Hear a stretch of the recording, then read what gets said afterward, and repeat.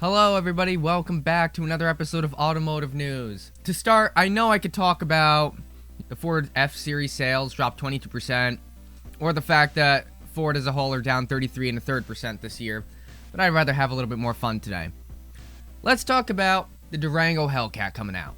Now, it's going to be the most powerful SUV ever, boasting 710 horsepower, 645 foot-pounds, and it is going to be the fastest production SUV ever. Sadly, the Durango Hellcat's only going to be produced for 1 year.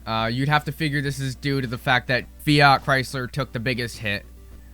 They're down 39%, as opposed to Ford being down 33.3%. But with it being produced 1 year, it's going to be seen as a collector's item in the future. It's going to be worth a lot of money. But another thing that I'm thinking is that most Durangos you see are V6s.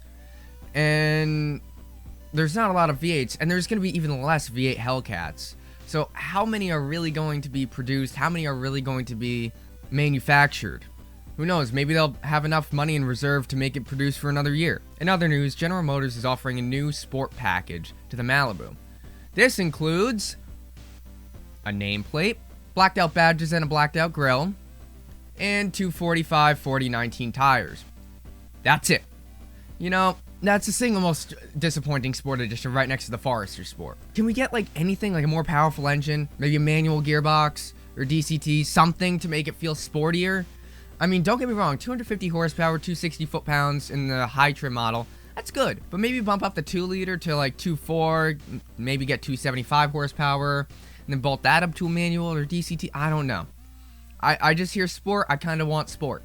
In other news, BMW is planning on selling heated seats and heating steering wheels as a subscription. Oh boy, how well will this play out? With people rebuilding engines and modifying everything, jailbreaking something like this, it's not going to be hard. Finally, finishing on a positive note again, Kia is replacing the Optima with the K5. The last K5 I knew was called a Blazer, so this is going to take some getting used to. The K5 standard trims are going to come with a 1.6-liter 4-cylinder engine, makes 180 horsepower, 195 foot-pounds. That's pretty good. But the GT trim is going to be boasting a 2.5 4-cylinder that pushes 290 horsepower and 311 foot-pounds. And apparently it's going to be hitting 0 to 60 in 5.8 seconds.